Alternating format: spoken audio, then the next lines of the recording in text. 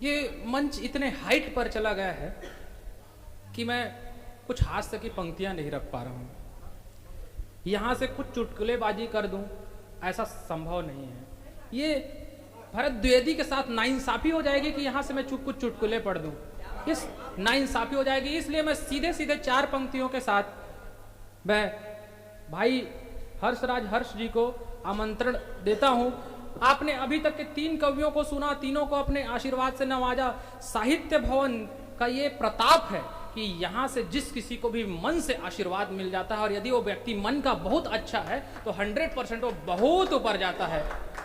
ये बिल्कुल प्रत्यक्ष चीज है। तब मैं हर्षराज हर्ष जी को मैं सीधे सीधे आलोक गुप्ता की 4 पंक्तियां हैं। एक युवा शायर है, आने वाले समय में वो भी इस मंच पर हर्षराज हर्ष का प्रतिनिधित्व करेगा, उनके स्थान पर इस मंच पर प्रतिनिधित्व करेगा। उस आलोक गुप्ता की पंक्तियों के साथ मैं भाई हर्षराज हर्ष को आमंत्रित करता हूं कि अपनी धरती अपना आसमान चाहता है, अपनी धरती अपना आसमान चाहता है, हर एक शख्स खुद का जहान चाहता है।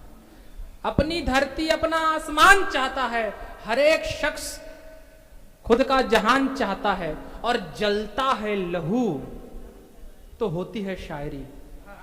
दादू आपका आशीर्वाद उस लड़के तक के पहुंचे कि जलता है लहू तो होती है शायरी। शायर कुछ नहीं चाहता, बस ध्यान चाहता है। बहुत शुक्रिया भैया हीरामणि वैष्णव जी। जो अतिथि मेरे क्रम से पहले पहुंचे उनका बहुत बहुत स्वागत, इसलिए भी कि वो विशेष रूप से मुझे सुनने के लिए पहुंचे। मेरी कोई घर में नहीं सुनता, आप यहाँ सुनने के लिए पहुंचे, वो भी 9 बजे तक। इसका भी विशेष आभार। समय काफ़ी हो चुका है, कार्यक्रम अपनी ऊंचाई पर है। सीधा मैं आपका आदेश चाहूँगा और उसके बाद आदरणीय एक मतला हाजिर करता हूँ। महिला दिवस का कार्यक्रम है, अंतर्राष्ट्रीय महिला दिवस, नारी शक्तियाँ बैठी हुई हैं। मतला रखता हूँ कि बेटे हों तो घर बार से खुशबू आती है। क्या बात। बेटे हों तो घर बार से खुशबू आती है, बेटियां हों तो पूरे परिवार से खुशबू आती है। वाह वाह वाह। बेटे हों तो घर बार से खुशबू आती है, बेटियां हों तो पूरे परिवार से खुशबू आती है। मैंने तो बस उसका नाम लिखा था दीवार में, मैंने तो बस उसका नाम लिखा था दीवार में, अब घर के दरो दीवार से खुशबू आती है। मैंने तो बस उसका नाम लिखा था दीवार में, अब घर के दरो दीवार से खुशबू आती है। और भाई हीरामणि के नाम इस शानदार महफिल के लिए ये शेर कि वो बुजुर्गों के सामने सर झुका कर चलता है। वो बुजुर्गों के सामने सर झुका कर चलता है। क्या बात। इसलिए उसके दस्तार से खुशबू आती है।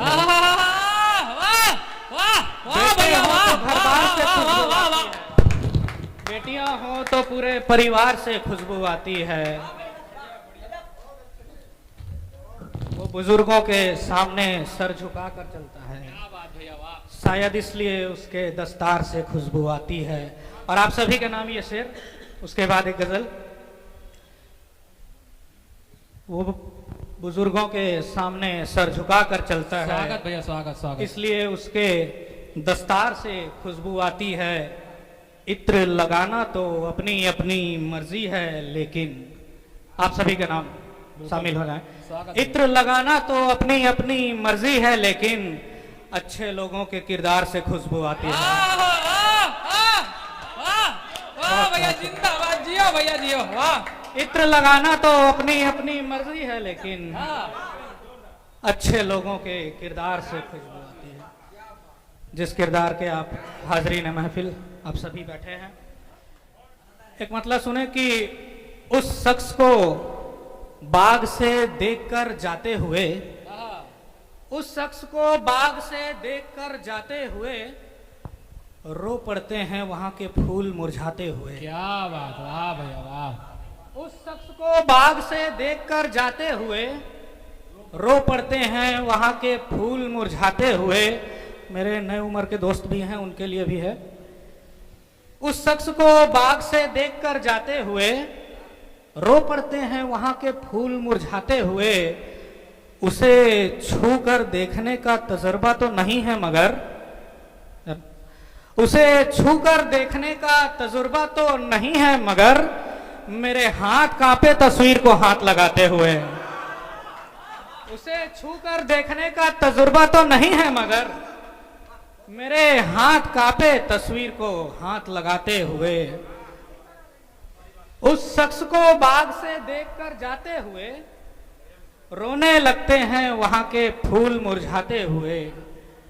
उसे छूकर देखने का तजुर्बा तो नहीं है मगर मेरे हाथ कांपे तस्वीर को हाथ लगाते हुए। आप सभी पहले सफ में बैठे आदरणीय के लिए एक खास तौर पर शेर के नए पत्ते निकलते ही फड़फड़ाने लगते हैं। उस शख्स को बाग से देखकर जाते हुए रोने लगते हैं वहां के फूल मुरझाते हुए। उसे छूकर देखने का तजुर्बा नहीं है मगर मेरे हाथ कांपे तस्वीर को हाथ लगाते हुए। नए पत्ते निकलते ही फड़फड़ाने लगते हैं। नए पत्ते निकलते ही फड़फड़ाने लगते हैं। जड़ों को कभी नहीं देखा शोर मचाते हुए। नए पत्ते निकलते ही फड़फड़ाने लगते हैं। जड़ों को कभी नहीं देखा शोर मचाते हुए। मेरा आना यहां सफल हुआ, आपका आशीष मिला। क्या ही शानदार महफिल भाई हीरामणि ने सजाई है। नए पत्ते निकलते ही फड़फड़ाने लगते हैं।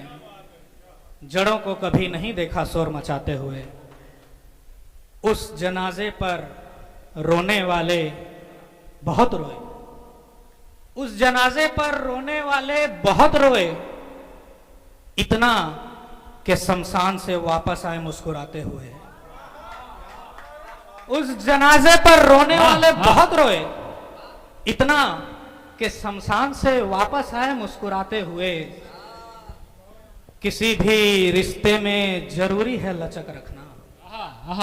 किसी भी रिश्ते में जरूरी है लचक रखना। क्या बात। आजकल के दौर के रिश्ते जिस पर अधिकार जताया जाता है, किसी भी रिश्ते में लचक जरूरी है रखना। टूट जाते हैं धागे अक्सर गांठे लगाते हुए। क्या बात है, वाह वाह वाह वाह वाह वाह। किसी भी रिश्ते में लचक रखना। टूट जाते हैं धागे अक्सर गांठे लगाते हुए। जिंदा हैं, इस गजल का आखिरी शेर, जिंदा हैं उन्हीं के मोहब्बत की कहानियां।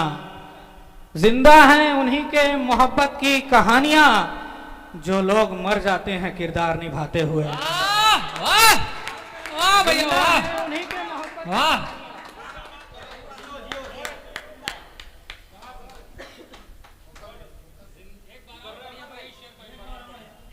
किसी भी रिश्ते में जरूरी है लचक रखना। टूट जाते हैं धागे अक्सर गांठें लगाते हुए। जिंदा हैं उन्हीं के मोहब्बत की कहानियां जो लोग मर जाते हैं किरदार निभाते हुए।